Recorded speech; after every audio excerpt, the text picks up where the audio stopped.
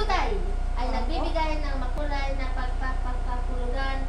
Ang pag-aaral ng patalinhagang pagpapahayag ay malimit na naiuugnay sa retorika. Correct. Wow, gidagugtog po. 5.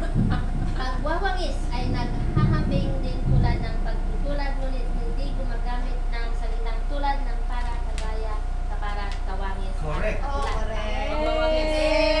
Pagwawangis. Okay, 6. Exagerasyon. Lubhang nagpapalabis o nagpapakita ng kalagayan ng tao, bagay o pangyayari. Correct. Ayun, magaling. Galing mo, Ate Bes. Perfect na wala pang Ikaw na ba? Naka-video yan, ha? Ay! Ayaw! Ayaw! Sabi mo tayo ka na tayo. Pakita nyo na ako din sa YouTube. Pagtayo kita. Pagtatanong na retorika. Retorika? Retorika. Ginagamit ito upang tanggapin o di tanggapin ng isang bagay. Ang pagpapahayag ng ito ay di naghihintay ng sagot. Correct. Okay.